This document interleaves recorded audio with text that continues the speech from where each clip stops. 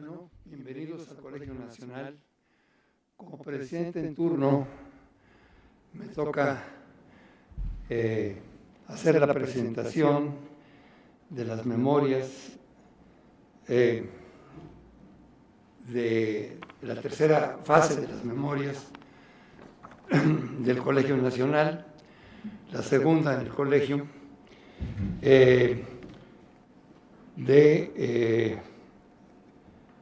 el doctor Guillermo Soberón, la memoria de la rectoría. Ya hubo, de hecho, 2 sesiones anteriores. La primera fue aquí en el Colegio Nacional, ustedes la recordarán. La segunda fue, de hecho, en nutrición, y no todos los presentes aquí habrán estado en la sesión de nutrición. Y pues siento decirles que se perdieron una sesión increíblemente vivaz, activa, en el que el doctor Soberón nos hizo reír a carcajada batiente, platicándonos sus pláticas con el doctor Subirán. No paramos de reírnos cuando nos platicaba la crónica de un traslado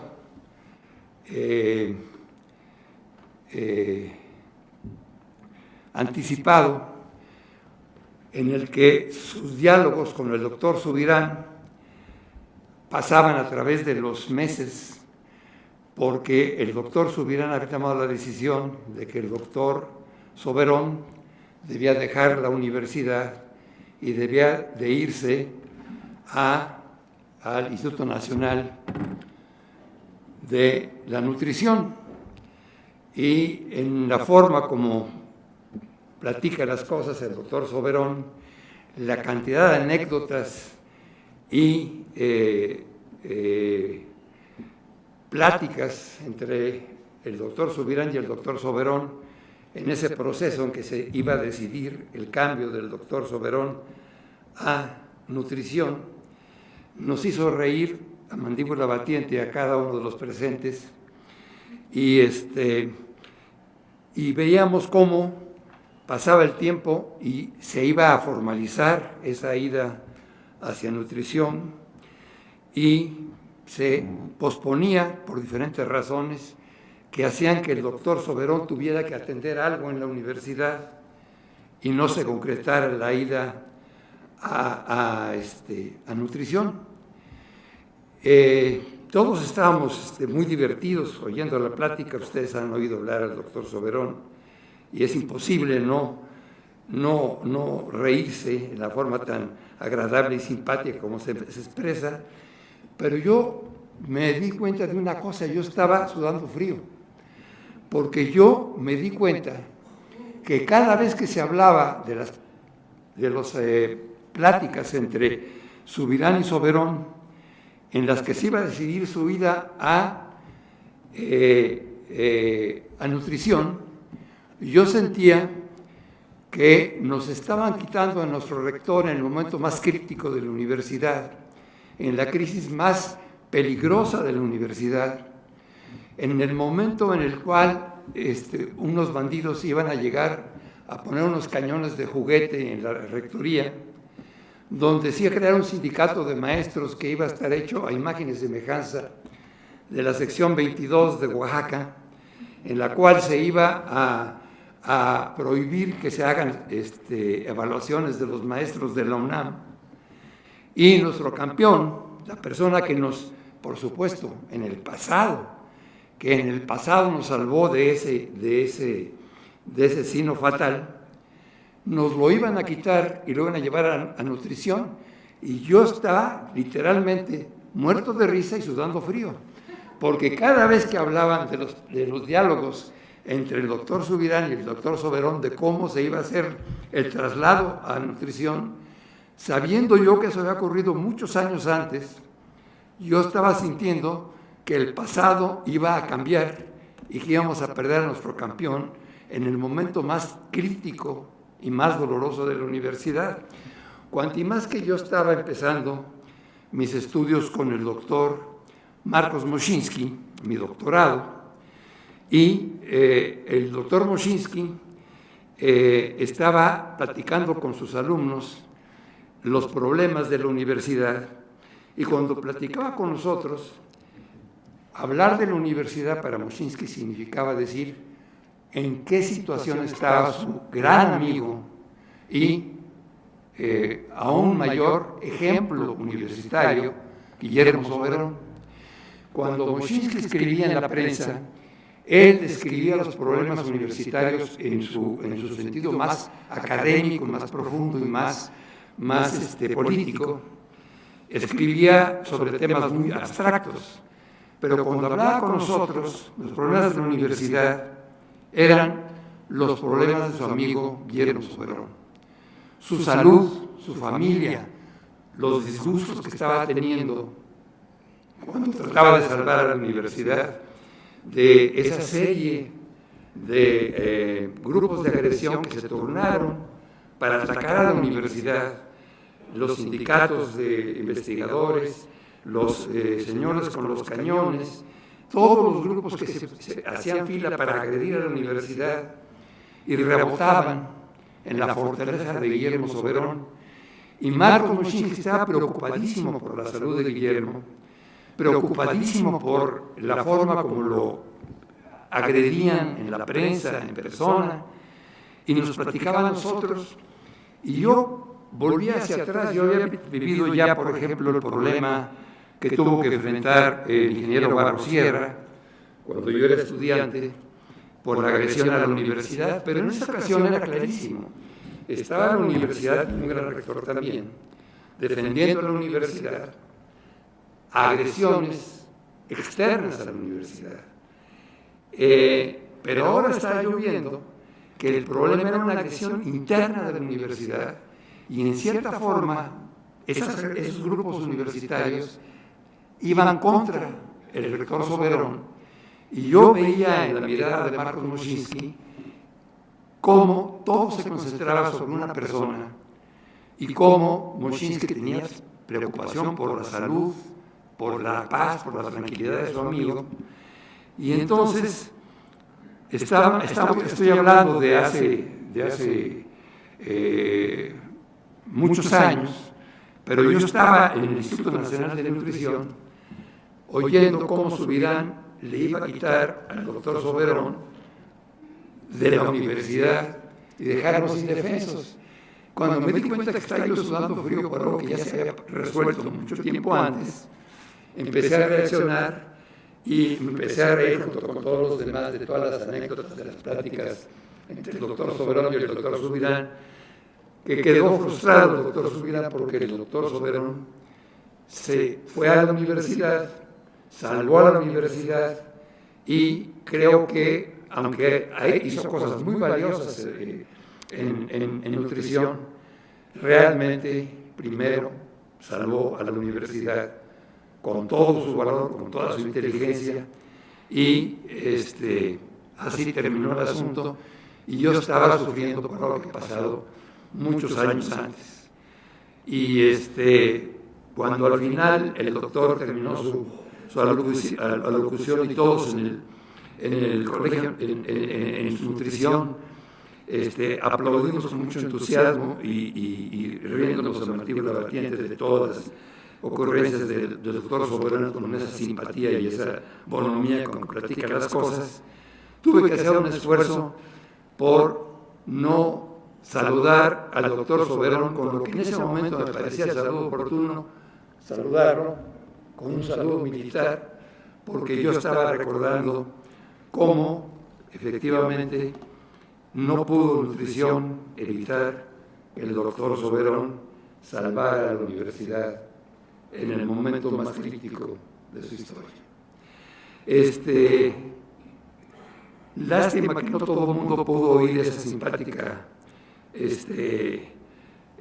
presentación del doctor Soberón, pero afortunadamente muchos de ustedes no vieron cómo estaba yo viviendo al mismo tiempo el pasado y el presente y sudando frío por algo que había pasado muchos años antes.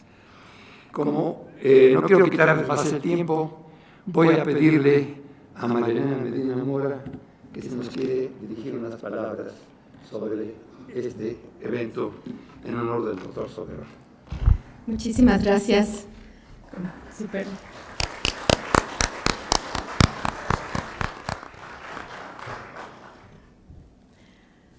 Como decía el doctor Novarro, estamos hoy en la tercera presentación de estas memorias del doctor Soberón. Y es realmente una delicia leerlas y pues escribiré algunas de estas cosas que me parecieron muy importantes de ellas. El doctor José Narro escribió al inicio del prólogo y nos dice, y coincido, que el doctor Soberón es uno de los más destacados mexicanos de la segunda mitad del siglo XX, que ha dejado un legado indiscutible en la educación superior, en la ciencia, en la cultura, en la administración pública y en el campo de la salud. Y todos conocemos pues, su labor en la educación superior y hoy tendremos el gusto de conocer más en la presentación que nos haga el doctor Diego Valadez, quien escribe el proemio de esta parte, la rectoría. Como investigador, publicó en las mejores revistas de su campo, reforzó instituciones biomédicas de biología molecular, estuvo presente en el arranque de CONACYT y pienso que es desde esta vocación como investigador que decide escribir estas memorias, que tienen además una característica muy singular, pues todo lo que se dice en ellas está debidamente documentado. Esto me parece una práctica muy loable que debería de seguir todas las personas que tienen en sus manos instituciones y que nos recuerden la historia, la manera como se inicia, todo lo que se logra con una adecuada dirección como la del doctor Soberón y que nos enseñan para el presente y el futuro. En esta obra tuvo la afortunada colaboración de la doctora Larisa Domnitz, que nos acompaña el día de hoy, de Mauricio Ortiz y de José Cuauhtémoc Valdés Olmedo, quienes asumieron con él esta labor de escribir en tiempos precisos todo lo que iba ocurriendo mientras estaba en las instituciones. Como promotor de la cultura conocemos pues, sus obras como el Centro Cultural Universitario, que es este espacio cultural de la universidad. Con la administración pública le conocemos por la creación de instituciones como el Instituto Nacional de Salud Pública, el de Medicina Genómica y el de Psiquiatría, que me honro dirigir. Durante este tiempo, por ejemplo, impulsó los programas nacionales contra las adicciones. Hoy se discute cuál debe de ser la mejor orientación para atender este problema. Y ya en 1986 el doctor Soberón había perfilado que un modelo de salud pública podría dar las respuestas y ya se había opuesto a la cárcel como respuesta a una enfermedad. Y ahora se retoma toda esta visión que tuvo el doctor en ese momento. Hacer lo que hizo en la Secretaría de Salud lo hace en las etapas de las peores crisis económicas de la historia. Entonces, cuando nosotros nos preocupamos qué vamos a hacer sin presupuesto, pues podemos leer las memorias del doctor Soberón y poder tener esperanza de que una buena dirección y administración logra cosas impensables. El doctor Soberón nos dice en su libro que en las épocas de crisis, como la que ocurrió cuando él tomó la Secretaría, que era, como decía, la peor crisis económica, pero además la toma con un desabasto casi completo de medicamentos y con falta de divisas para adquirirlos. Y quienes vivíamos en las instituciones, pues no nos dimos cuenta de esta crisis, siempre tuvimos los medicamentos para dar a los enfermos. Y él nos dice que la respuesta cuando había estas crisis había sido reducir programas de bienestar social, incluidos los de atención a la salud.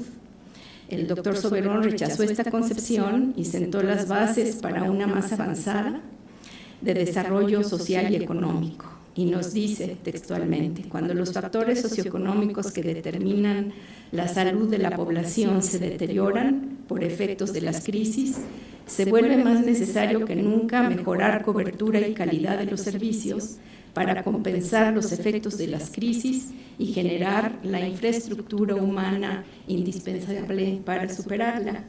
Nos comenta que si no hacemos esto, la pérdida, el retraso que se sufre, es mucho más difícil luego recuperarlo. Creo que estas son palabras que debemos de retomar en el momento actual, en donde las reducciones al presupuesto de salud nos están afectando tanto. También los retos que le tocó atender en la UNAM no fueron menores. El doctor Soberón nos hace un relato del entorno social complejo en el que toma la rectoría. El mismo doctor Valadez en su proemio también relata la importante transformación que ocurrió en la UNAM en el periodo 73-81 y relata cómo los efectos de esta transformación trascendieron al resto del sistema universitario. Nos relatan que poco antes había ocurrido el movimiento de 68, episodio doloroso, que dio un giro, en palabras del doctor Valadez, del Estado mexicano hacia la defensa de los derechos fundamentales y la aversión generalizada para los actos arbitrarios de poder. Antes, en 64 y 65, había sido reprimido el movimiento gremial de los médicos, había ocurrido el ataque guerrillero al cartel de Madera, la matanza del Jueves de Corpus, el movimiento anarquista radical en la Universidad de Sinaloa y movimientos estudiantiles en Michoacán, Oaxaca y Puebla, y en 1966 la caída del rector Ignacio Chávez. Es en este escenario tan complejo que el doctor Soberón logra hacer de la universidad lo que hizo. En palabras del doctor Valadez, el doctor Soberón tuvo las respuestas que la universidad requería en tiempos de crisis y de lisis. En los primeros advirtió que su batalla se libraba en tres frentes: el gobierno, la sociedad y la comunidad universitaria. El gobierno había asumido una actitud hostil, habría de convencerlos que la autonomía no significaba una amenaza, sino que legitimaba a todos. El doctor Soberón reconoce siempre el compromiso y el valor de la universidad para interesarse en la solución de los problemas tanto internos de la universidad como los que venían de estas crisis externas. Por ejemplo, logró convencer que podría modificarse la Ley Federal de Trabajo para dar cabida al trabajo universitario. Y con ayuda del doctor Diego Valadez, de Jorge Carpizo y de Fixia Mudio, logró introducir el artículo 3º en 1980, aprobado en el Congreso de la Unión y en los congresos estatales, que otorgó al sistema universitario la estabilidad que todos disfrutamos. Estuvo al frente de la UNAM 8 años, solo Nabor Carrillo lo había logrado antes que él. Doctor Soberón, cuando dio su discurso de entrada a este colegio, formula un voto de esperanza que se ha hecho realidad en que la comunidad universitaria sabría preservar la esencia de la institución que integra y que siempre encontraría la salida a los problemas, voto que hemos visto hacerse una realidad. El doctor Leo Portilla contestó su discurso y cito sus palabras textuales: poniendo los pies en la tierra, precisando metas como lo suele hacer Guillermo Soberón, lo dicho apunta a las posibles proyecciones de una universidad en la investigación, docencia y difusión de cultura. El objetivo conjuntamente será volver más pleno el espíritu de la sociedad, cuyos miembros tendrán más tiempo para disfrutar de su vida, contemplar y crear belleza, participando en la búsqueda sin término de lo que puede conferir sentido al existir del hombre en la tierra. Y cito también sus palabras en donde dice: doctor Guillermo Soberón, amigo y hoy doblemente colega universitario y miembro del Colegio Nacional, que por conocer las raíces, el sentido y los problemas de la universidad, entrevé sus grandes posibilidades futuras. En tu mano estará proseguir la magna empresa de forjador de realidades en el mundo de la cultura. De nuestra parte te doy aquí la bienvenida a esta casa cuyo lema todos convertimos, libertad por el saber. Y termina la cita. A su vez, el doctor Soberón termina sus memorias con este pensamiento. No hay duda de que la vida ha sido buena conmigo, los avatares a los que me he visto expuesto han sido siempre un aliciente. En todas las etapas tuve que enfrentar cuestiones que requerían prudencia y firmeza, a la vez que exigir, decidir prontamente y a la vez sin precipitación, que en fin imponían una ética invencible, a la vez que una postura de consenso y conciliación. Puedo ufanarme en que en muchos casos salí bien librado y consecuentemente también las instituciones a las que me tocó servir. Solo me resta decir una cosa, ha valido la pena. Muchas gracias, doctor Soberón, por todo este trabajo en favor de las instituciones.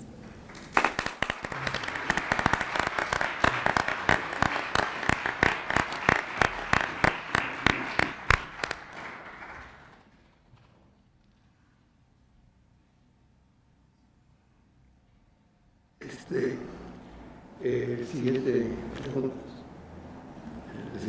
intervención es del doctor Diego Valadez. Gracias, presidente Navarro. Es un privilegio estar en esta mesa al lado del doctor Soberón, a quien todos queremos y admiramos, y por supuesto al lado del doctor Novaro, al lado de la doctora Medina Mora. Y también, sin duda, lo es estar con ustedes y ante ustedes. Lo que voy a decir muy bien podría ser pronunciado en nombre de varios de los presentes, que hemos sido testigos del quehacer por el país y por la Universidad de Guillermo Soberón, y que además lo acompañamos en muchas de sus actividades en diferentes ámbitos de su maravillosa vida. De manera que muy bien lo que voy a decir, reitero, podría ser dicho incluso mejor que yo por Juan Garza Ramos, por supuesto, por Enrique Espinosa Suñer, por Javier Jiménez Espriu, por Jorge Fernández Varela o por Jesús Colunga, y claro, no menciono ni a Larisa Adler ni a Cuauhtémoc Valdés, porque ellos ya dijeron también muchas cosas acompañando a don Guillermo. Está también José Luis Galván, quien acompañó, trabajó en la facultad y sigue haciéndolo en la Facultad de Química, donde pues convivió muy cercanamente con nuestra inolvidable Socorro Chávez de Soberón. Y están muchos queridos amigos más que no menciono, porque de lo que se trata es de hablar del doctor Soberón. Y en el entendido de que se han pronunciado palabras muy certeras, primero por parte del doctor Novaro, haciendo referencia a la presencia de ánimo y al sentido del humor con el que el doctor Soberón ha enfrentado grandes desafíos, o esa síntesis muy bien construida que nos hace la doctora Medina Mora, o las presentaciones que se han llevado antes, más algo todavía más importante, y es la lectura que estoy seguro la mayor parte de los presentes ya hizo del trabajo del doctor Soberón. ¿Qué es lo que quiero comentar con ustedes? Quiero decirles cómo leí el libro y qué es lo que encuentro en las entrelíneas del libro y cuáles son las constantes que advierto en el libro que reflejan muy bien lo que es nuestro personaje. Sobre esto hablaré de 5 grandes aspectos: los principios, los valores, los paradigmas, la vocación y la acción de nuestro autor. Distingo entre principios y valores, toda distinción es desde luego arbitraria y convencional, atribuyendo a los primeros, a los principios, el carácter de convicciones intelectuales, y a los valores el carácter de convicciones éticas o morales. Y lo que encontramos justamente a lo largo de todo el libro es la presencia no enunciada, pero sí explícita a través de las diferentes formas de relación y de narración que hace el doctor Soberón de su vida, de principios y de valores. ¿Cuáles son los principios fundamentales que advierto y que están presentes en su libro y que, repito, traducen fielmente lo que es su personalidad? El principio del interés nacional, el del interés social y el del interés institucional. A todo lo largo de este voluminoso texto, lo que encontramos es la vigencia de esos tres principios ante todo tipo de circunstancias. Esto también nos explica, y una de las claves para leer una biografía, pero en mayor medida una autobiografía, es no solo saber lo que hizo la persona, sino ver lo que es la persona. En este caso no solo nos asomamos a lo que ha hecho Guillermo Soberón, sino a lo que es Guillermo Soberón, y sin que nos lo diga a través de expresiones concretas conforme a las cuales señale yo profeso este principio A o B o C, lo que encontramos como elemento rector que está presente desde la primera hasta la última página es esta serie de compromisos, resultados de su convicción intelectual con la que ha actuado a lo largo de su vida, que están relacionados con el país, con la sociedad y, por supuesto, con las instituciones. Hay un cuarto principio, en el cual, además, tengo la perspectiva no solamente de la lectura, sino de la interlocución a lo largo ya de décadas. El principio de legalidad. Nunca actuó, nunca lo ha hecho, sin estar firmemente convencido de que aquello acerca de lo cual toma una decisión o emprende una acción tiene una base jurídica. Jamás ha permitido la transgresión, ni la ajena, ni la propia. Y fue justamente esto, este gran principio encarnado como parte vital de sus concepciones, que le permitió actuar con enorme autenticidad en momentos muy difíciles para la vida de la universidad, sin que se haya traducido esa actuación suya como un acto de coerción o de represión. Fue un proceso de convicción. Él exigía por parte de aquellos con quienes tenía interlocución la misma devoción por el respeto a la legalidad que él mismo profesaba. Esto da una enorme autoridad moral a quien asume semejantes funciones con semejantes convicciones. La gran diferencia que nosotros encontramos en la utilización del argumento de la legalidad es que resulta ofensiva cuando quien la invoca no la practica, sino que solo la aplica al tercero, al prójimo, al ajeno, y no la practica con relación a sus propios actos. Este principio de legalidad, repito, está presente en todo, desde las primeras páginas, desde que nos asomamos, digamos, a sus primeras experiencias, por ejemplo, en el Instituto de Biomédicas, de Investigaciones Biomédicas. Allí no era solamente un problema de discrepancias en el orden académico, era un problema de diferencias profundas en cuanto a la convicción acerca del deber ser. Y ese deber ser se llama norma. Ahora, ¿en qué está presente el tema, el gran principio del interés nacional? Bueno, en las tres grandes partes en las que está dividido su libro y en los tres grandes capítulos en los que ha estado involucrada su vida. En el desarrollo del país por medio de la ciencia, de la educación y de la salud. Y aquí las contribuciones que ha hecho a México son clarísimas, están referidas minuciosamente, pero corresponden todas a este mismo principio rector, de estos tres grandes núcleos de interés suyo que están proyectados a través del interés nacional. Ahora, el interés social.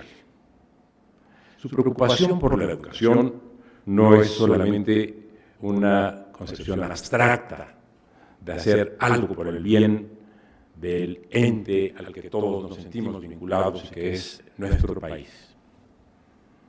Viéndolo como él lo ve, ya no es solamente un personaje que se vincula con el país y al que llamemos nacionalista, sino al que podemos llamar rigurosamente con una denominación que pocas veces usamos porque a veces sentimos que hay un dejo de cursilería, porque así nos lo hacen sentir los que no tienen afección por nuestro propio país, pero quienes sí lo tenemos y somos todos los presentes, sabemos que podemos hablar válidamente de una palabra que es muy hermosa, pero que ha caído en desuso: patriotismo.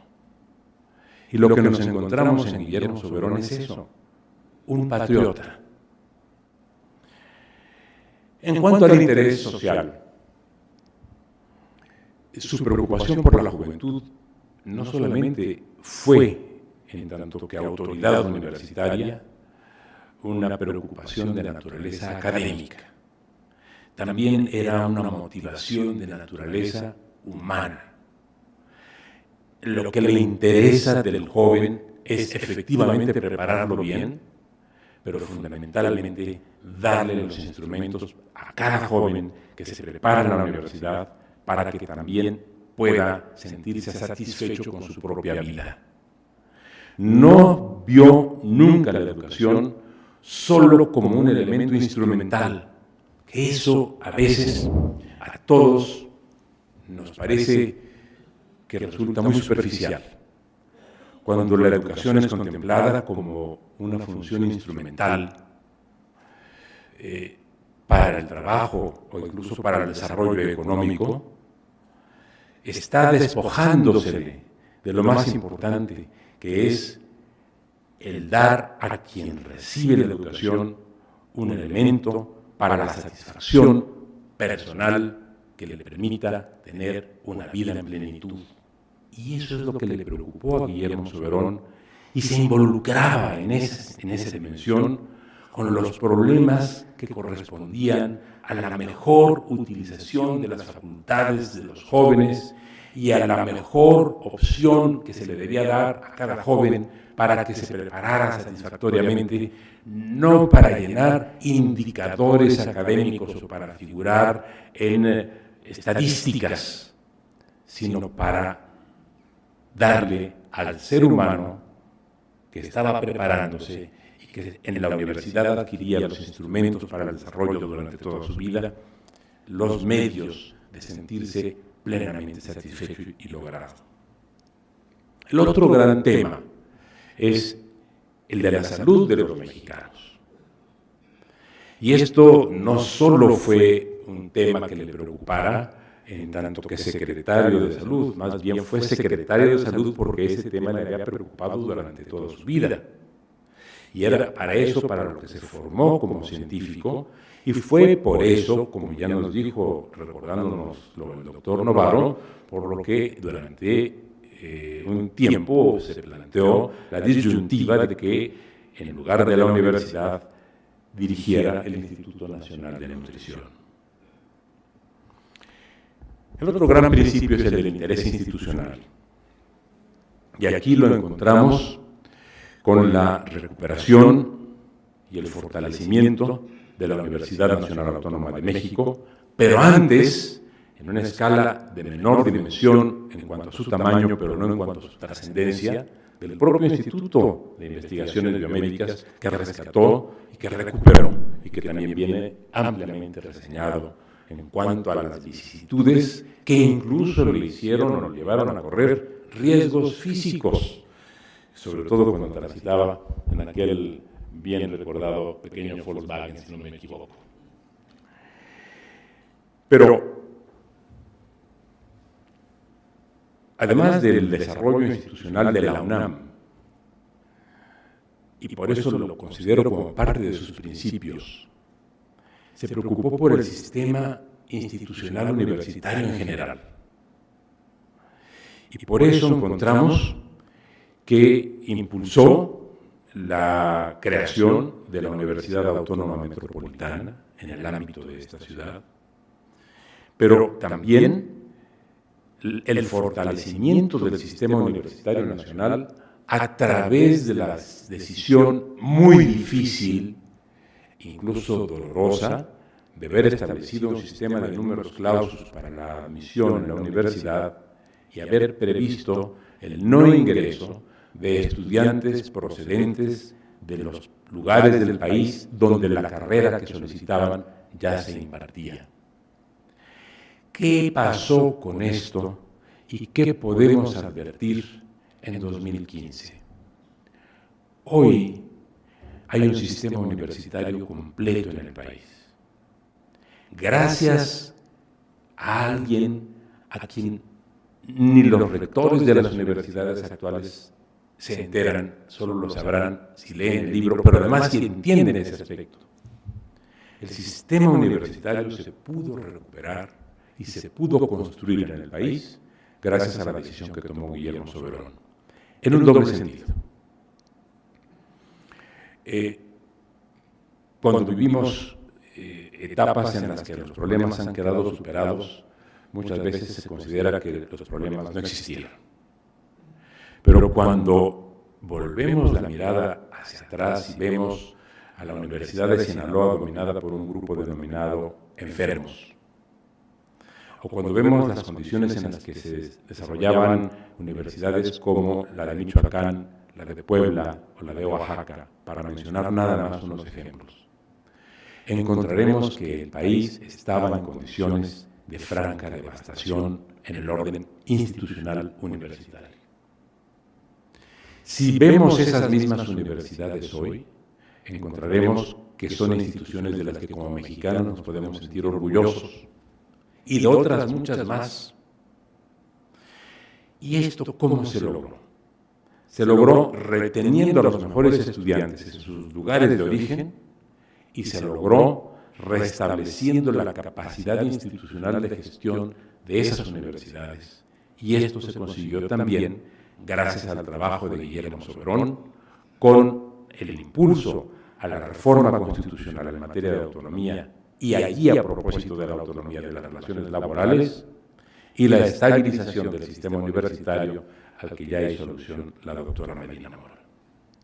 Si esto no es tener principios y actuar conforme a ellos, tenemos que comenzar a poner en cuestión qué queremos decir cuando hablamos de principios. Pero fundamentalmente, podemos, sin que aparezca expresamente, así como se lo estoy diciendo en el libro, sí es la sublectura, digamos, la lectura de las entrelíneas y la lectura de los resultados de lo que pasó con aquella época.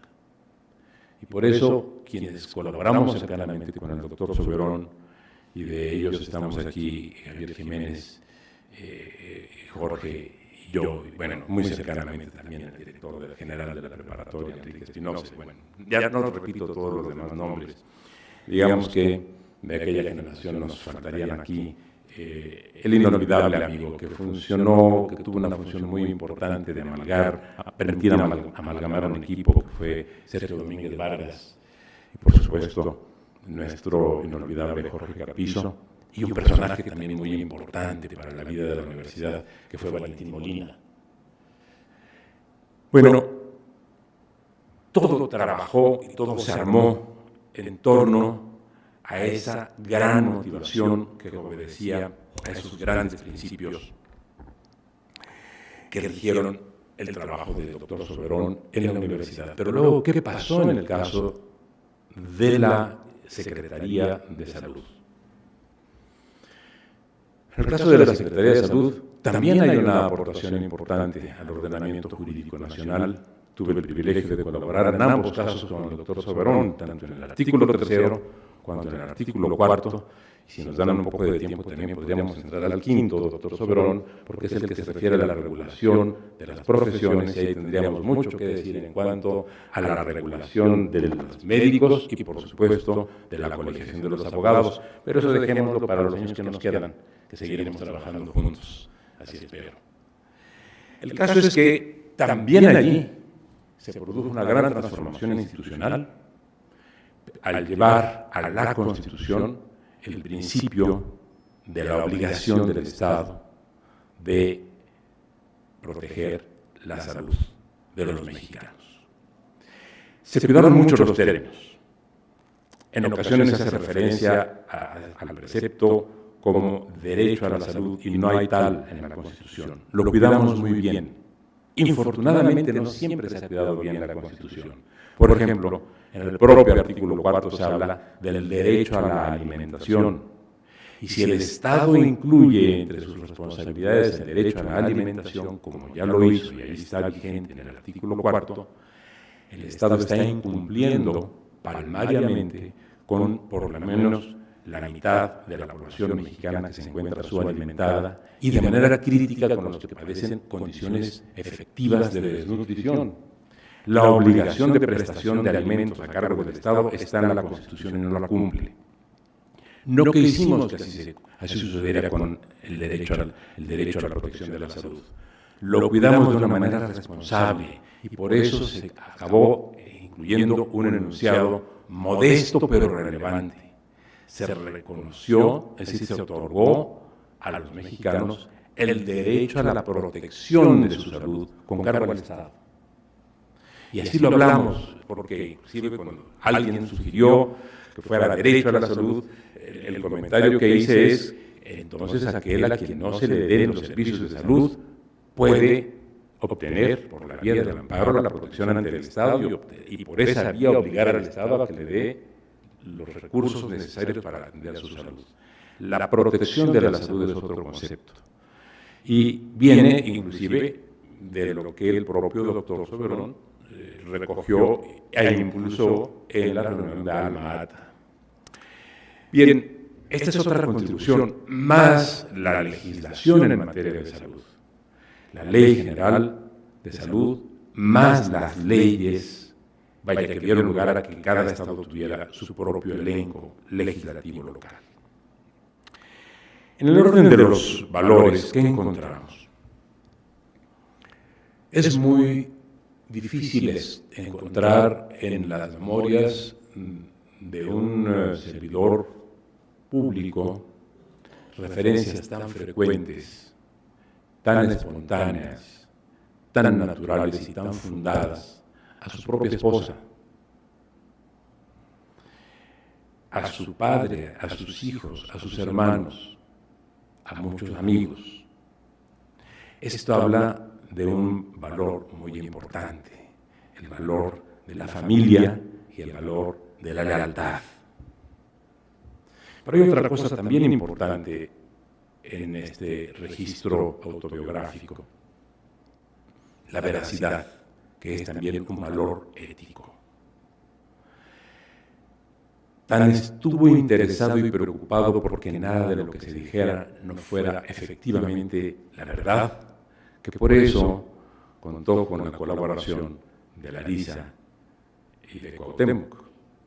Y nos consta, querido Javier, que si no recuerdo eran los sábados por la tarde, cuando trabajabas, querido doctor Soberón, con Larisa, creo que eran los viernes, para hacer un recuento de los episodios de la semana y para que quedara la constancia documentada de lo que había pasado, y así fue a lo largo de no meses ni de años, sino de lustros.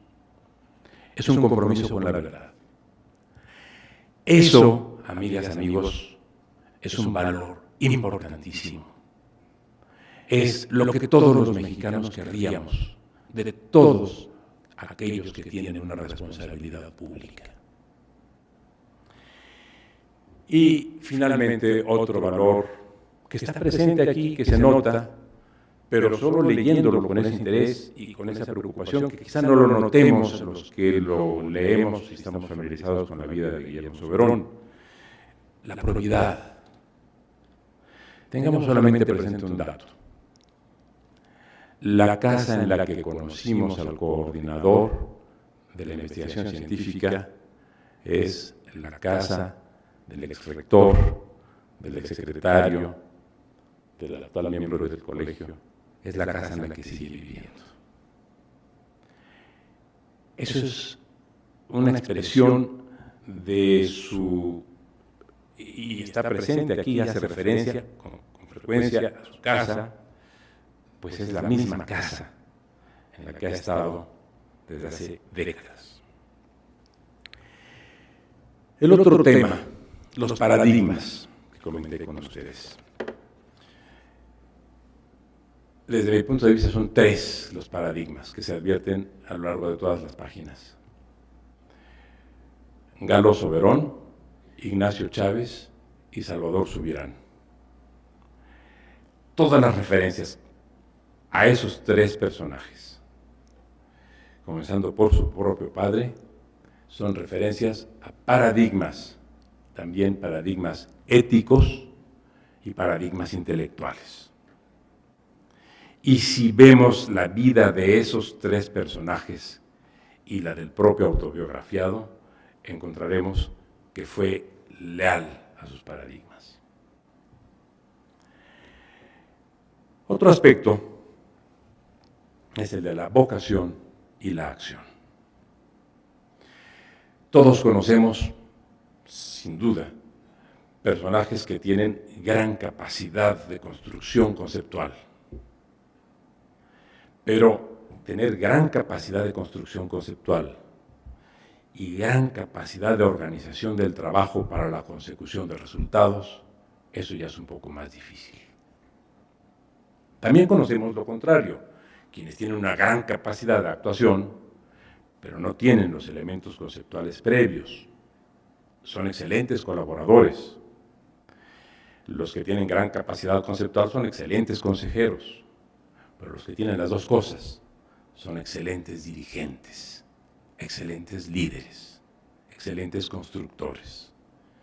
Y esas 2 capacidades las ha tenido, y muy amplias, Guillermo Soberón, y también están los elementos que hacen constancia de lo que digo aquí en este libro. Una característica, nos consta también pues a los presentes, que ya no mencionaré otra vez porque ya están identificados, y más que están en esta sala, pero a quienes por problemas personales de no traer las gafas caladas y por la penumbra no los distingo, pero somos muchos los que estamos en esta sala que colaboramos con el doctor Soberón y sabemos algo muy importante. Es un excepcional coordinador y jefe de equipos. Escucha, atiende, entiende, pero también decide. Me recuerda una anécdota que en alguna ocasión leí en la autobiografía de otro personaje también muy ilustrativa. Las autobiografías enseñan muchísimo. La autobiografía de Charles de Gaulle, donde señalaba que en una ocasión presentó un tema a discusión a su gabinete de ministros y fue escuchando, dio el tema y dijo cuál es la opinión de los ministros. Y todos los ministros, uno a uno, fueron dando una opinión negativa para la propuesta que el presidente de Gaulle había llevado a la mesa. Y dijo, muy bien, en este caso, esta propuesta queda aprobada por minoría. Bien, no fueron pocas las veces que nos tocó así con el rector Soberón o con el secretario Soberón, pero nos escuchaba. Y de una manera un poco menos abrupta que la de Gaulle, no solamente declaraba aprobado por minoría lo que él consideraba que debía aprobarse, sino de tener también la cortesía, esa no la tuvo de Gaulle, de explicarnos por qué. Y más todavía, de convencernos. Bueno, trabajar en equipo no es fácil. Sobre todo, hace poco leí un libro fascinante referido a Lincoln. Es un libro que ha sido publicado ahora 2 o 3 años, se llama Team of Rivals, equipo de rivales. Lincoln consideró que para salvar, para rescatar a su país de la guerra, del caos, tuvo que recurrir a integrar un equipo de personas que entre sí no se tenían simpatía. Es más, que se detestaban en algunos casos. Más aún, en los cuales ni siquiera el propio Lincoln tenía más confianza que la profesional y no demasiado afecto. No quiero decir que haya sido el caso del doctor Soberón, pero lo que sí sé es que en el equipo del doctor Soberón estábamos personas que pensábamos de manera muy distinta, pero que todos teníamos una función que desempeñar. Y lo que él hacía era obtener lo mejor de cada uno y eludir lo que cada uno podía aportar o contener o alentar que pudiera ser para los intereses colectivos negativo. Y así nos hizo trabajar. Y fue un auténtico, perdonen que utilice esta expresión, pero es la del libro en inglés, Team of Rivals. No éramos todos homogéneos, no buscó ni colaboradores entre sus amigos, ni que los colaboradores fueran entre sí amigos. Lo que él quería era que sirviéramos todos a la universidad o a la Secretaría de Salud o a las diferentes áreas en las que se desarrolló o se había desarrollado antes. Eso es, sin duda, algo que no está referido aquí porque no se mete, nada más habla de su autobiografía, no habla de las biografías de los que colaboramos con él, porque habría tenido que poner estos elementos. Pero quiero comentarlo con ustedes, amigas, amigos, porque él sí lo sabía, y él sí sabía dónde estaban las filias y las fobias. Las controlaba, eso sí, nadie se desbordó y nadie dejó de cumplir en ningún momento con su trabajo. Estuvo dentro de este proceso de resultados lo que ya dijo la doctora Medina Mora, el Instituto Nacional de Salud, el Instituto Nacional de Psiquiatría, el Instituto Nacional de Medicina Genómica. Ya no fue el resultado de su trabajo como secretario de Salud, pero sí fue él quien invitó a regresar a México al doctor Gerardo Jiménez, que acaba de mandar un mensaje, está llegando a Chicago, y preguntaba si ya estábamos en la sesión. Le dije que sí, le mostré también que estábamos sesionando. Y con él se fundó el Instituto Nacional de Medicina Genómica. Pero en la universidad cambió también el concepto institucional. Se formaron las que primero fueron Escuelas Nacionales de Estudios Profesionales y después facultades, y que han servido como modelo de desarrollo de la universidad en el país. Y que también implicaron una renovación o innovación en los sistemas pedagógicos, más los elementos que ya comenté hace un momento relacionados con la legislación en materia universitaria y la legislación en materia de salud. En el orden también de las acciones concretas, hay que recordar algo capital para la salud de los mexicanos. Hoy todos lo vemos con normalidad, pero cuando el doctor Soberón habló por primera vez y lo dijo por radio de la palabra condón, toda la sociedad se escandalizó, pero al doctor Soberón lo que le interesaba eran no las maneras hipócritas que luego ocultan las realidades, sino la defensa real de la salud de los mexicanos, y eso estaba por encima de cualquier convencionalismo. Y así lo hizo. Y hoy tenemos un país sano que pudo sortear los desafíos del SIDA de una manera excepcional. Y hoy también tenemos una eficaz política de control del consumo de bebidas alcohólicas y de tabaco. Y esto también se hizo enfrentando intereses poderosísimos. El inscribir en las botellas la leyenda "este producto es nocivo para la salud", o en las cajetillas de cigarrillos, significaba enfrentar a dos de las más importantes industrias que están presentes en México y prácticamente en cualquier país, con tal de que no sea islámico. Me refiero a los alcoholes, el tabaco, sí. Bueno, esto requería de un gran valor, de una gran convicción. Era la conjugación del principio con la voluntad y con la capacidad de actuar. No es menor, por supuesto, su vocación por la cultura y el apoyo que nos dio. Ahí estamos Javier Jiménez y yo como testigos de cómo fue posible desarrollar el más importante centro cultural que tiene el país. Ahí está también Jorge Fernández Varela, porque nos tocó ver el compromiso que el rector tuvo con la cultura mexicana y cómo después de años de abandono recuperamos el Chopo y cómo se construyó una estación de radio universidad que sigue siendo la misma. De manera que este proceso constructivo, sin duda, es parte de la vocación y de la capacidad de una persona que, repito, a una conjunta la capacidad de pensar con la capacidad de actuar.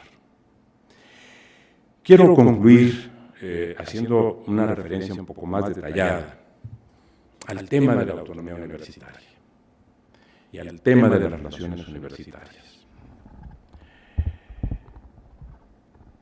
Aparece en el libro, pero ya que estamos aquí, dos de los participantes de un episodio que fue también importante en nuestras vidas. Lo refiero.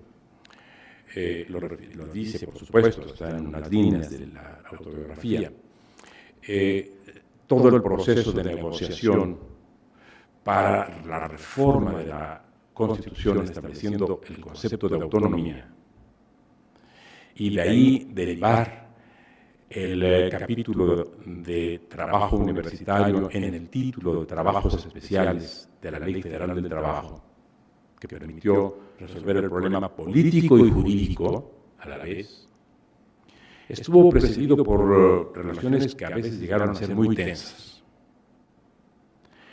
Y en una ocasión, Javier Jiménez Espriu y yo, reunidos con el secretario de Gobernación por encargo del rector, tuvimos una situación de enorme tensión,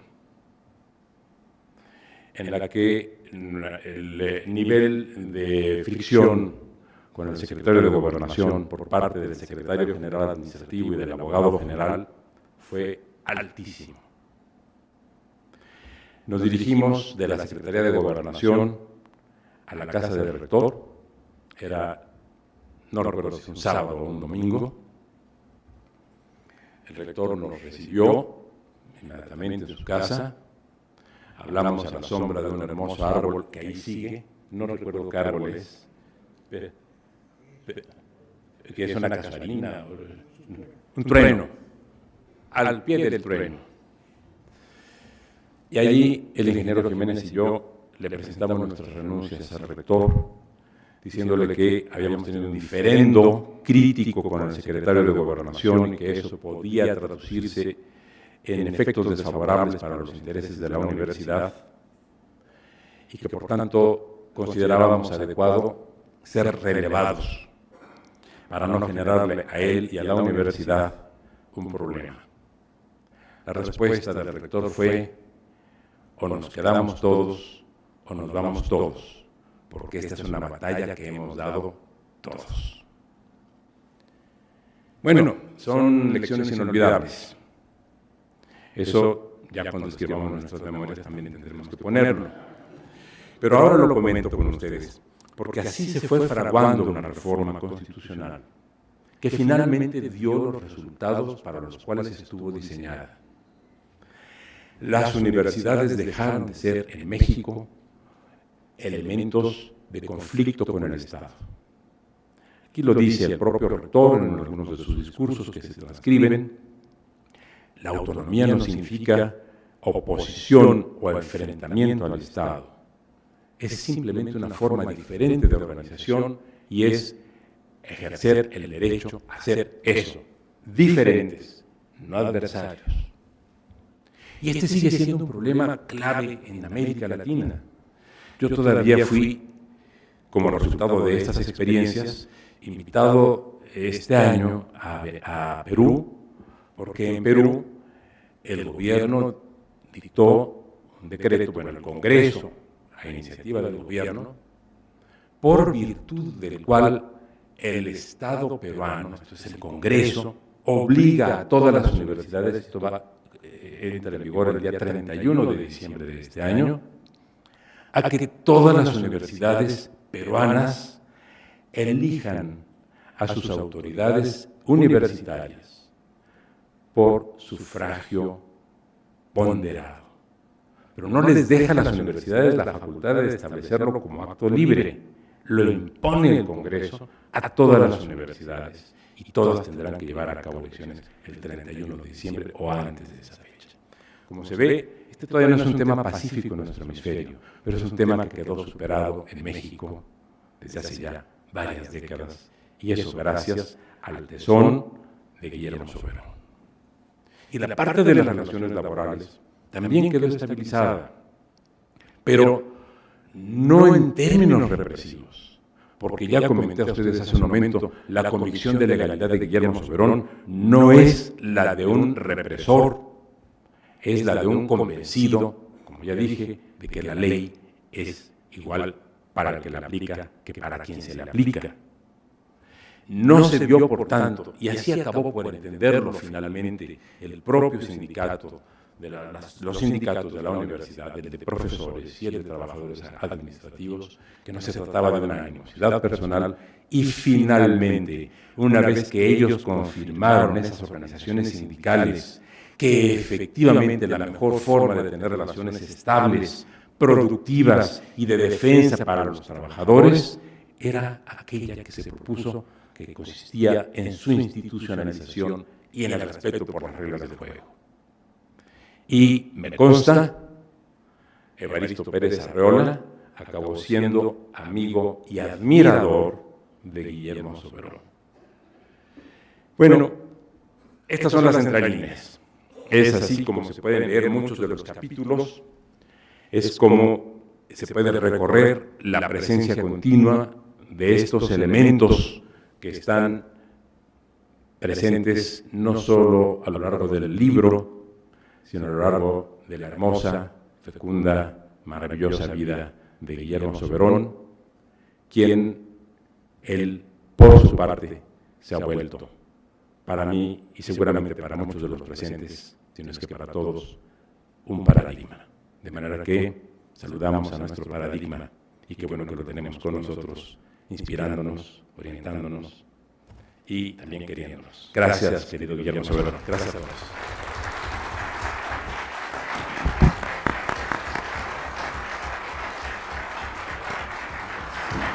Muchísimas gracias por tu palabra, Diego. Ahora le preguntaremos al doctor Soberón si nos quiere decir algunas palabras.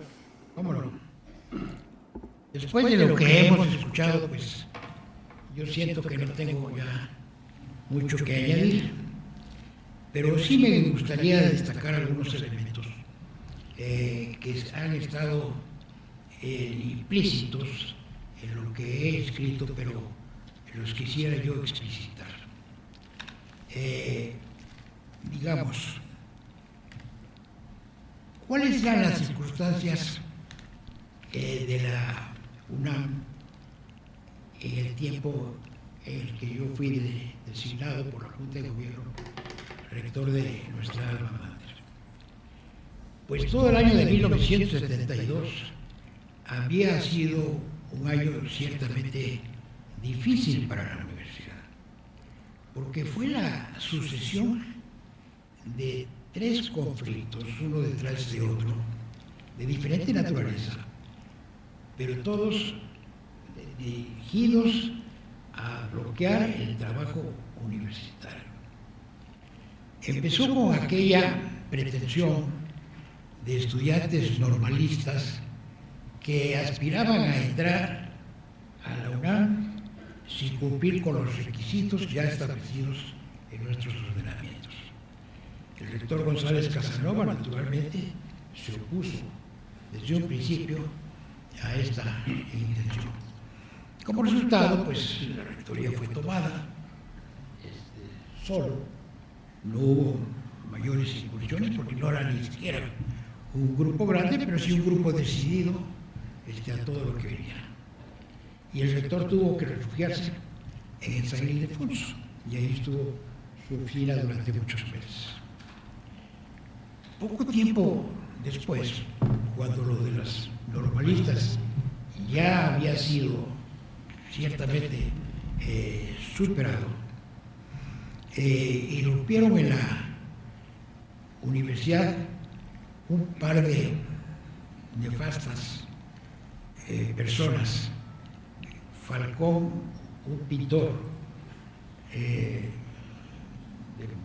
digamos, de escasos méritos artísticos, y una fósil que había estudiado en la Facultad de Derecho, Castro Bustos, y entre los dos hicieron una mancuerna diabólica que, acompañados de una veintena de gentes de su ralea, seguramente sicarios, armados de metralletas, irrumpieron en el campo y paralizaron también parcialmente las actividades. Y entonces se puso de manifiesto cuál era nuestra tan gran vulnerabilidad, porque una comunidad tan grande como la nuestra, me refiero a las 300.000 personas que presumiblemente laboraban estudiaban en la universidad, a los también 40 o 50.000 empleados administrativos y también al personal académico de los números que hayan sido. Pararon y andaban en el campus los vehículos vejando a quienes se encontraban a su paso, y en esa forma pues estábamos también paralizados. Y de pronto, por alguna extraña decisión de alguien poderoso, pues salieron del campus, y mucho especuló por qué se habían retirado y cómo se habían retirado. Ahí menciono algo que circuló como rumor, sin que se haya, por lo menos yo no lo conozco, probado que tal fue el caso de cómo se salieron de la universidad. Pero les voy a relatar, para que se vea hasta qué punto llegaba su nefasta acción, algo que aconteció en el espacio que está fuera de la Torre de Humanidades original, en aquel tiempo, en la que está pegada a Filosofía y Letras. Estábamos ahí teniendo una reunión que yo presidía, porque era mi obligación informar lo que el colegio de directores, integrado por los directores de escuelas y facultades y presidido por el rector, más los coordinadores de ciencias y humanidades, se discutían de problemas generales de la universidad. Y nuestro papel era recoger aquello y llevarlos a nuestros propios directores de los institutos y centros de investigación o de humanidades, según fuera el caso. Y bueno, muchas de estas discusiones, más que producir, esta cosa era rasgarnos las vestiduras en el medio de la desesperación más grande de ver qué vulnerables éramos y que estábamos siendo agredidos de una manera tan impune. Y terminamos nuestra reunión, bajamos por el elevador y algunos nos quedamos conversando inmediatamente fuera del elevador. Y ahí esto está relatado en las memorias y algunos de ustedes lo recordarán. Bajó también el maestro Ogesto, quien era el director de la Facultad de Derecho y recientemente había sido sometido a una intervención quirúrgica que lo tuvo postrado varias semanas. Y bueno, nos saludó y se fue desplazando hacia la banqueta que está de la avenida Insurgentes, ahí mismo, que hay que transitar por un espacio arbolado que existe después del estacionamiento de Filosofía y Letras. Y lo detuvieron y lo empezaron a golpear. Eran, quien capitaneaba esto, el pintor Falcón. Pepe Laguna, que estaba ahí con nosotros, no hizo más comentario, pero caminó, tomó su auto y se fue a enfrentar a los rufianes que vejaban al maestro Ogesto. No escucharon razones y nada más veíamos el achicar de los brazos hasta el cual. Y Ogesto aprovechó ese desconcierto, después de que ya lo habían pateado, y se fue caminando en su paso cansino, pues hacia la banqueta de Insurgentes. Y fíjense, nada más el verdadero mito que asoló a la universidad con la errónea interpretación de la autonomía, confundida con extraterritorialidad. Porque entre los comentarios que escuchábamos todos azorados y esto, y viendo a Pepe Laguna, que estaba discutiendo con estas gentes, y al maestro Ogesto, que ya había ganado distancia para llegar a la banqueta, alguien dijo: caray, ojalá que llegue a Insurgentes. ¿Y por qué? Porque llegado a Insurgentes, eso ya no era la ciudad universitaria.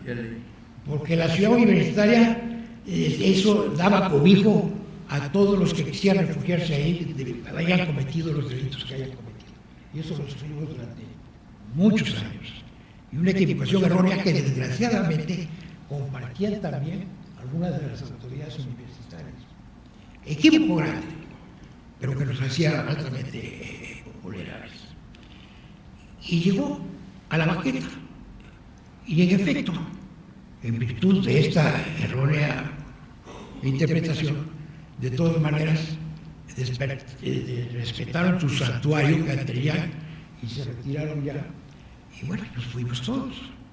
Pero indica pues el estado de descomposición y de interpretaciones erróneas que nos estuvieron asolando. Bueno, pero después de que se fueron Falcón y Castro Bustos y sus acompañantes, irrumpió el sindicalismo. En octubre 25, me parece, del año de 1972. Y ahí no hubo más que ya resignarse a que ya la universidad, golpeada y suspendida en gran parte de sus actividades, pues estaba en muy mala situación anímica y de todos puntos de vista. Y el sindicato paró todas las actividades, todas, cosa que solo se había visto en la historia de la universidad cuando entró el ejército en el año de 1968, que pararon todas las actividades. Sí, yo recuerdo que el ejército nos permitió ir a alimentar a los especímenes de los diferentes bioterios, porque si no, pues iban a perecer, y había mucho de por medio. Explicamos el caso al general Toledo, que era el jefe de todo ese ejército de invasión, y nos dejaron ir. Yo podría ir, pero solamente acompañado de una persona. Y claro, no era trabajo fácil, había que limpiar jaulas y todo esto, en fin, pero pues había que hacerlo porque yo estaba entonces en biomédicas, había que salvar muchos experimentos que ahí se estaban realizando. Ese era el grado de descomposición. Siguió esto rodando y el rector designó una comisión para que dialogara con el sindicato, estudiara sus pretensiones y empezara a ver esto. Creo que eran Fix, Casillas y Víctor Flores sobre ¿ellos fueron? Sí. Bueno, y pues pasadas las etapas de los diálogos de sordos, esta comisión avanzó entre las cosas que podían hacerse o contemplarse y lo que no era posible. Bueno, hasta que la Junta de Gobierno recogió y la renuncia que pronunció por segunda vez el doctor González Casanova. La primera vez fue el 17 de noviembre, después de una tremenda sesión del Consejo Universitario en el Anfiteatro Bolívar de San Ildefonso, y al día siguiente renunció el rector. Renuncia que no le aceptó en la Junta de Gobierno por las condiciones a las que había sido arrancada en medio de presiones increíbles y amenazas que ahí se vertieron. Pero siguieron pasando los días y el asunto no caminaba y el doctor González Casanova reiteró ya ahora con carácter irrevocable el 5 de diciembre su renuncia. Y de ahí, pues la Junta de Gobierno tomó la responsabilidad de apoyar al Estado, al secretario general, que era Manuel Madrazo Garamendi, para entenderse con la problemática de la universidad hasta que se encontrara una solución. La Junta estuvo tomando las principales decisiones, siempre en consulta con el secretario general. Y bueno, pues siguió el proceso caminando, la Junta hizo su auscultación y el 3 de enero me designaron rector de la universidad, después de 10 días de discusión. Yo declaré desde un principio que quería rendir protesta en mi escuela de formación, que fue la Facultad de Medicina. Y esto se publicó.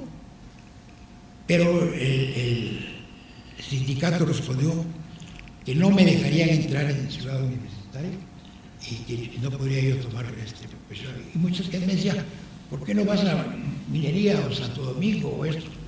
Y yo voy a ir a la Ciudad Universitaria. ¿Por qué? Porque tienen que entender que la universidad dice y es de sus autoridades. Entonces voy a ir allá. Bueno, yo sabía que no me dejarían entrar, como fue el caso. Y entonces concebimos una estrategia que a algunos ahora les parecerá quizá ingenua, pero pues queríamos también demostrar la intolerancia y las cuales si acaso se daba la cuesta de que tuvieran acciones violentas o algo que pudiera ayudarnos de ahí a levantar el ánimo de la comunidad universitaria. Y bueno, entonces decidimos que me presentaría yo en el auditorio de la Facultad de Medicina, que ya estaba tomado, y que desde entonces estuvo tomado hasta llegar al día 8. Entonces dije, bueno, si no puedo entrar ahí, vamos a dar la vuelta y a irnos, que está muy cerca, el auditorio de la Facultad de Odontología. Y ese entonces, ¿por qué? Le dije a Valentín, no se ocupa ese auditorio con gente que sea amigable con las autoridades.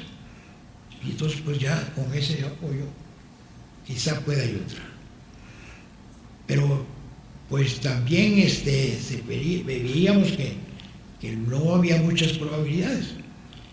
y que entonces, bueno, dado el caso, me tuvieran preparado en el estacionamiento un equipo de sonido. Entonces, esa fue la estrategia que hablamos. Y nos reunimos en la Junta de Gobierno, que me tomaba la protesta, algún grupo de maestros eméritos que se entraron y quisieron acompañarme, personas de edad avanzada, muchos de ellos, y que estarían pues conmigo compartiendo mi suerte. De ahí caminamos entonces hacia la Facultad de Medicina, y al pasar a acceder a la Facultad de Medicina por ese flanco, hay unas escaleras que no son muy altas, quizá 8 o 10 escalones, estaban ahí. ¿Cuál fue mi sorpresa? Que veo parados ahí, aplaudiendo con lo que daban sus fuerzas al paso del rector. Y estas 3 personas eran tu maestro Marcos Moschitri, Luis Cantelazo Ayala, un prestigiado médico que era entonces director médico del Seguro Social, y mi esposa Socorro.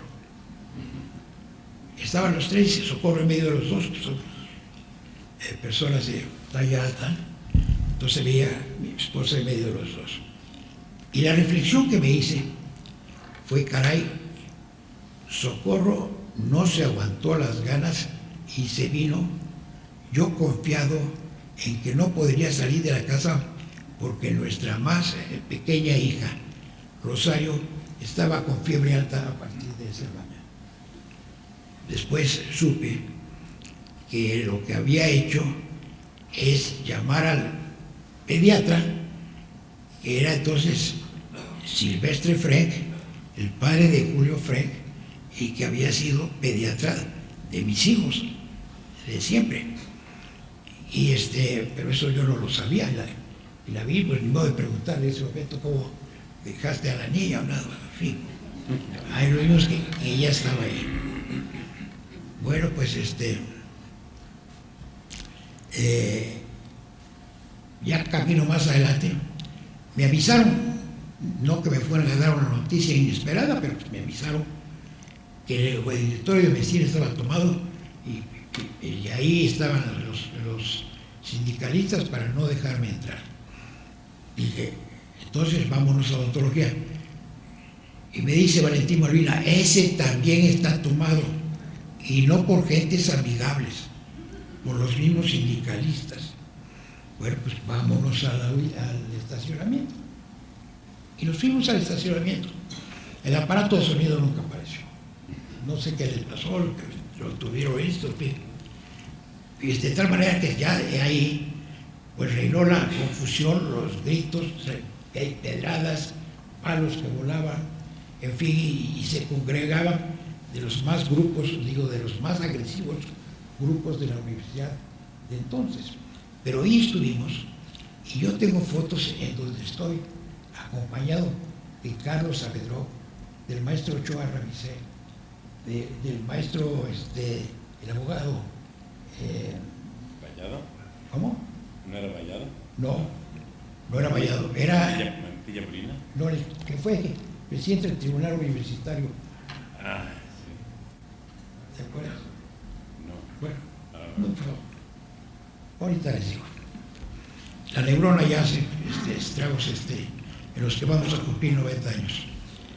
Bueno, el caso es que hay gentes de edad estaban acompañando a su rector ahí pegados por el sacrificio de esto, y pues uno muy preocupado porque el maestro Ochoa Ramicé había sufrido algunos años antes un accidente vascular cerebral que lo dejó hemipléjico y tardó muchos años en rehabilitarse, andaba con un bastón y siempre sostenido por alguien.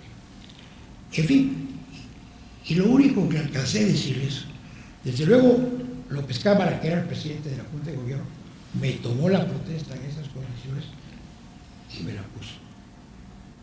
Y entonces yo lo único que alcancé a gritarles, porque no había manera en medio de esa algarabía: universitarios, tengo un mensaje para ustedes que no podré pronunciar en esta forma, pero que ustedes se enterarán de él desde hoy por la tarde por los diarios y mañana en los periódicos. Que llevaba yo escrito, naturalmente, pero no se pudo más, y de ahí a cada quien encontrar su camino para apartarnos de esto. Y en esa exaltación que tenía Miguel León Portilla, que se da un traspiés, porque ya íbamos por el cabellón que está por el circuito y que se cae con toda su humanidad, porque él estaba excitando a todos a que vamos a tomar la rectoría porque somos más que ellos. Bueno, estaba en la situación de esa forma. Llegamos a un costado de la barda que está bordeando al circuito interior, el original. Ahí hay una puerta, y por esa puerta va a dar uno al fraccionamiento anexo, Escopilco, ¿no? Y ahí hay una serie de comercios, algunas casas que venden instrumentos médicos, porque la escuela de medicina llega a esa altura. Salimos por ahí, siguieron lloviendo las piedras, nos ubicamos en el mostrador y salimos del otro lado. Y del otro lado me encontré al coche de Emilio Rosabruz, que me reconoció y me gritó, y ya me sacó y me llevó a mi casa, acompañado de algunos. En fin, esa fue la incursión. Naturalmente, yo busqué a Jacobo Zabludowski y le dije: tengo este mensaje, y entonces me dijo que se lo mandara, y dijo: saldrá completo esta noche en mi noticiero. Y así lo hizo Jacobo, ¿verdad? No era una nota breve, porque sabía que no podría yo hablar mucho dadas las circunstancias, pero en fin, así fue, y de ahí empezó el largo peregrinar. Bueno, les he querido relatar esto porque el impacto que causó que el rector fuera a tomar, a rendir protesta al estacionamiento, encendió para bien el espíritu de muchos universitarios. Y la verdad, muchos me lo comentaban y me lo decían: ¿y qué puedo hacer? Y dime a mí, a ver qué hago y qué otra cosa. Y en fin, esto fue naturalmente creciendo, y los universitarios ya reaccionaron muchos para agruparse y ver qué hacíamos. Entonces esto dio la esperanza de que se podrían concentrar estas cosas, como fue el caso, y se formaron entonces la PAUNAM. Eso fue el principio de cómo la PAUNAM salió, y la PAUNAM ganó la mayoría del personal académico la titularidad del convenio que tuvimos durante muchos años, ¿verdad? Y fue realmente, yo siempre estuve muy agradecido con estos universitarios, y recuerdo entre ellos al maestro Marquín Cortés Obregón, sí, Palacios, Cortés Obregón, Raúl Campos y Manuel R. Palacios. Y Manuel R. Palacios también. Sí, entonces, Manuel R. Palacios, profesor emérito también. En fin, hicieron una gran labor, y todo por su universidad. Y realmente nos dio manera de ir encontrando equilibrio que contendiera con la fuerza sindical que parecía avasalladora. Entonces fue todo pues un recorrido que se vivió durante años y se fue acomodando a, como dice Diego, llegar a plasmar realmente, primero, la circunstancia de elevar a rango constitucional la autonomía universitaria. Yo creo que eso fue providencial. Sí, esto, porque además sabíamos que el sindicato de trabajadores administrativos pretendía, que ya tenía una rama de académicos, hacer un sindicato nacional único. Eso hubiese sido pues nefasto, porque un sindicato que entonces nacional puede tener las maneras de solidarizarse por un conflicto en Oaxaca a parar la UNAM, pues ¿quién va a poder parar una situación de estas? Pero cuando se llegó al rango constitucional, y yo quiero también decir aquí que el gobierno lo hizo con firme determinación y realmente eso, y en su decisión jurídica hizo mención a que ese año, que ya fue el año 79, lo hacían también reconociendo los 50 años de autonomía que la universidad presentaba. Y yo creo que eso fue providencial para entrar en el periodo de calma nacional que se ha dado desde entonces. No quiere decir que no haya habido conflictos, pero ya encuentran una ley en donde están manifestados todo esto y los conflictos ya encuentran una vía jurídica válida para todo esto. Entonces, eso creo que hay que reconocerlo y fue realmente muy importante. Bueno, ideamos una estrategia de comunicación con la sociedad. La sociedad debe estar informada y de qué vehículo nos vamos a servir y quién va a hacer declaraciones y que de estas declaraciones quién va además a escribir estas cosas o a dar explicación para detalles que se verían a cada rato o pretensiones. Pero también un medio de comunicación al interior de la universidad.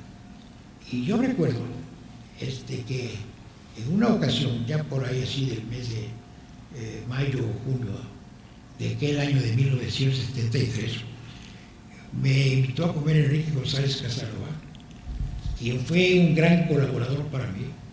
Yo quiero recordarlo en este momento, y me ayudó en trincheras tan difíciles como el CCH o como el autogobierno de arquitectura, Jorge, que estuvo también mediando en este problema.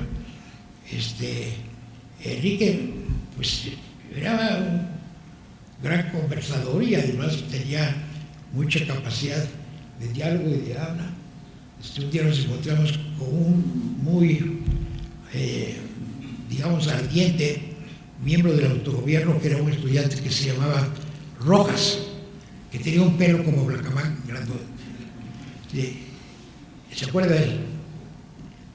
Y él te pide la palabra, estábamos en la rectoría, y dice, bueno, yo he asistido a muchos diálogos que se hacen aquí, pero la verdad siempre me distraigo mucho, porque no aguanto. Pues si uno oye hablar al maestro González Casanova, yo creo que le debían de haber puesto Enrique González Cansanova, porque dice, habla y habla, ¿no? Bueno, no sé, a lo mejor los rendimos por cansancio, pero fueron caminando las cosas y se fueron poniendo en orden. Un principio, que no sé si lo mencionaste, pero que para mí fue una agarradera de la cual no me movieron nunca, es decir, que las cuestiones académicas no son negociables, que eso pertenece a las universidades y las autoridades de las mismas son los que tienen la manera de... Y de ahí no nos movieron, que era una pretensión de los sindicalistas a la cual se aferraba mucho. Ahora, el año de 79 fue el año que la universidad cumplió, como había dicho, 50 años de vida autónoma. Y todo el año fue de celebraciones que se tuvieron, pero hubo además eventos académicos en donde se discutió con profundidad y en forma exhaustiva, diría yo, la cuestión de la autonomía universitaria. Y trajimos expertos, maestros de otras universidades, para que vinieran aquí a decir sus experiencias. Todo eso fue compilado y editado en libros, y es un acervo muy importante. Y yo creo que esto movió mucho también a la comunidad universitaria en ese tiempo. Y yo creo que en buena parte preparó ya el esquema de que una vez que el SUNTU y estuvo ya en la mente el Sindicato Único de Trabajadores Universitarios, de los sindicalistas, que era su gran objetivo, pues ya estábamos en mejor posición de hacer valer la autonomía, y de ahí fue que surgió por mis abogados generales, diría yo, mencionando que el primero fue Jorge Carpizo, que fue desde que empecé siendo rector, cuando Jorge tenía 29 años de edad, y fue los primeros 8 años, y después pasó a ser coordinador de humanidades.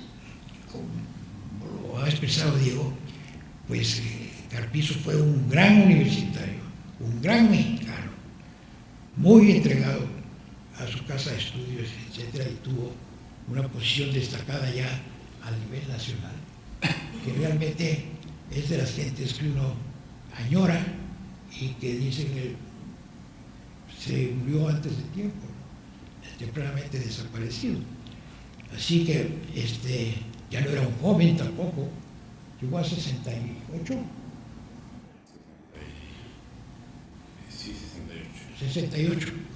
Bueno, y fue una gente muy valiente, muy clara en su percepción de la problemática cualquiera que está afuera, y muy entregado a los intereses de la universidad, cualquiera que sea la posición donde la haya visto.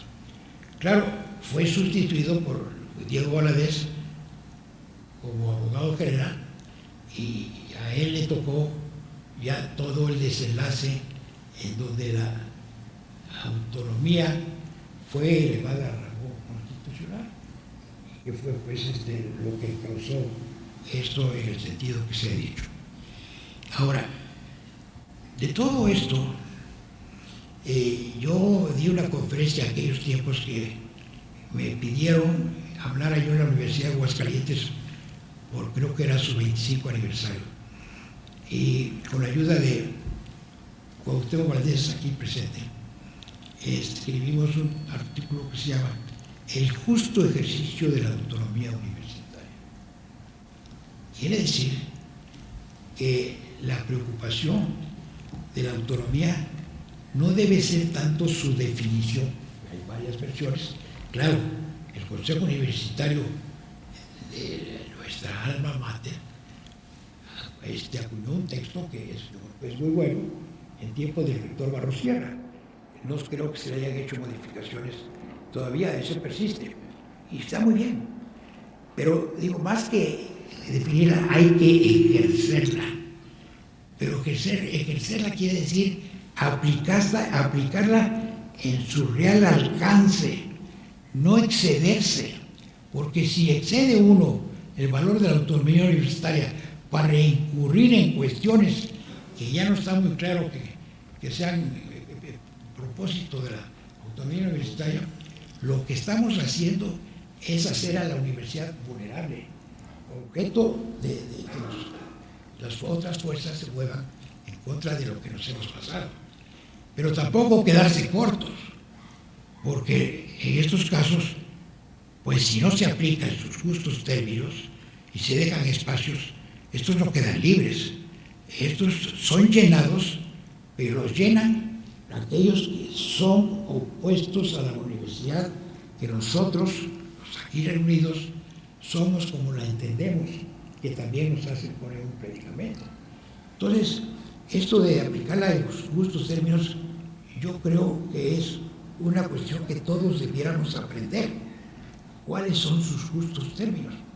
Al principio, Diego lo recuerda muy bien, había excesos de parte de nuestros directores que se les pasaba la mano y luego aprovechaban la ocasión para deshacerse de, digamos, personas que a los ojos de ellos eran inaceptables en su establecimiento.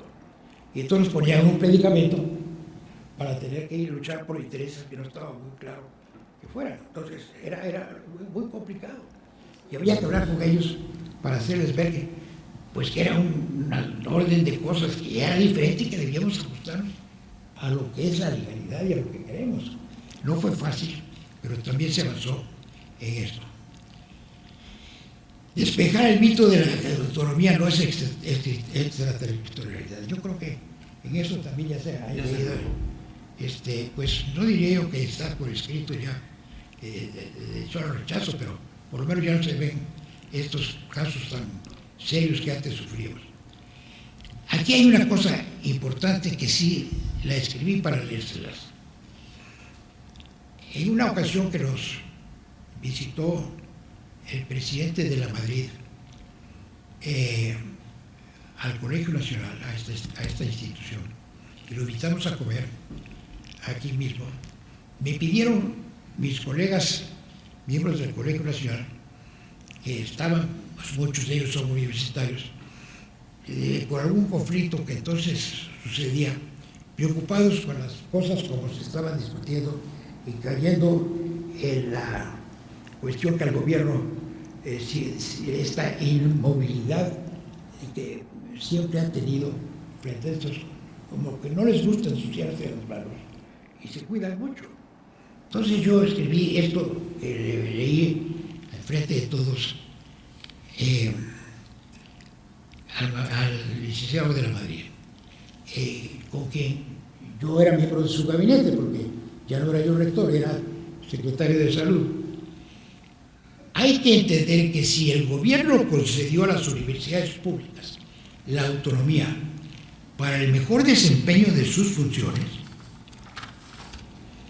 primordiales, que puedan mejor cumplirse el beneficio de las libertades de cátedra y de investigación, y tomando en consideración que la experiencia vivida ha enseñado que el gobierno crecientemente reconoce la trascendencia de que la condición de las casas de estudio de ser autónoma, al tiempo que por otro lado hay nuevos protagonistas conspicuos que atentan contra dicha autonomía, como los sindicatos, los partidos políticos y grupos diversos que alrededor de distintas ideologías buscan instrumentos de agresión a las instituciones, y también puede ser el caso por cuestiones religiosas. Es de esperarse así que los gobiernos protejan mediante la aplicación de la ley y con observancia a lo establecido en los regímenes de derecho, hacerlo conducente para proteger a las casas de estudio. No es posible que las universidades, para subsistir, se vean obligadas a recurrir a estructuras o a procedimientos que no les atañen. Bueno, es una manera que yo he tenido de sentir el problema, y creo que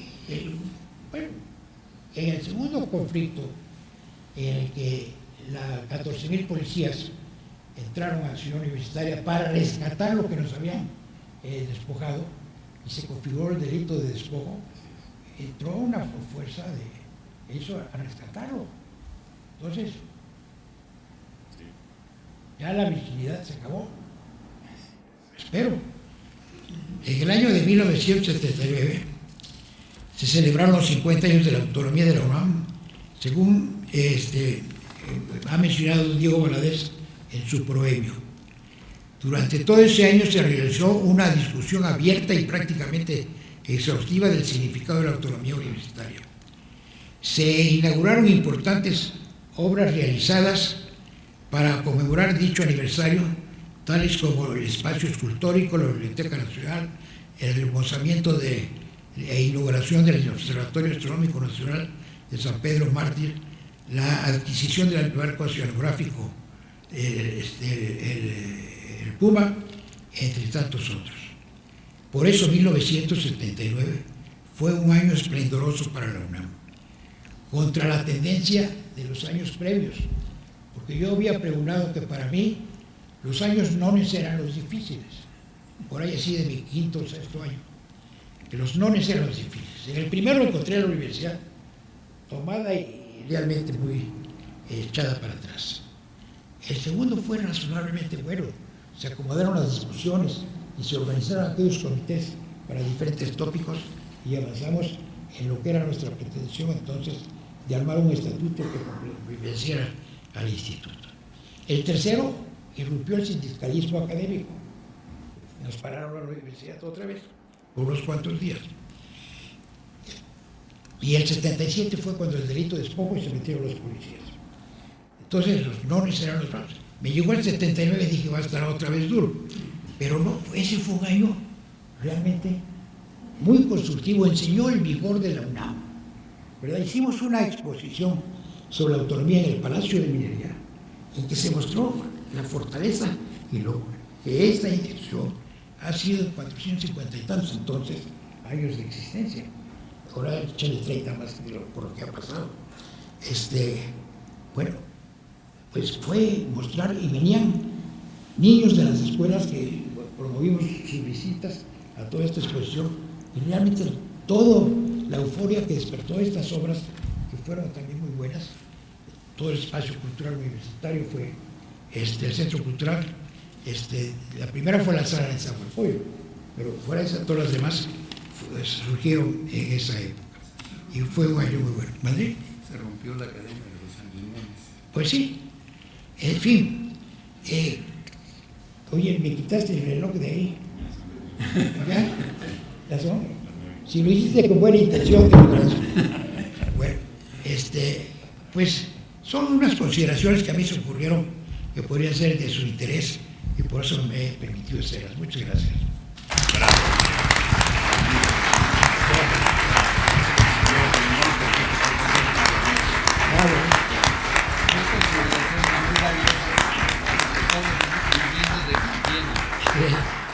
Así fue posible. Bueno, creo que hemos tenido ahora las palabras de un gran mexicano, un gran universitario, y que el Colegio Nacional se honra de poder presentar estas memorias del doctor Guillermo Soberón, que son uno de los libros más importantes que se han publicado por este Colegio Nacional, y la presencia del doctor Guillermo Soberón mismo es un galardón del Colegio Nacional. Gracias a todos por asistir a estas pláticas y muchas gracias al doctor Soberón por sus palabras y por su presencia.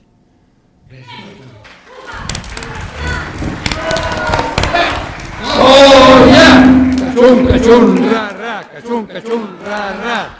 ¡Oh, ya! ¡Universidad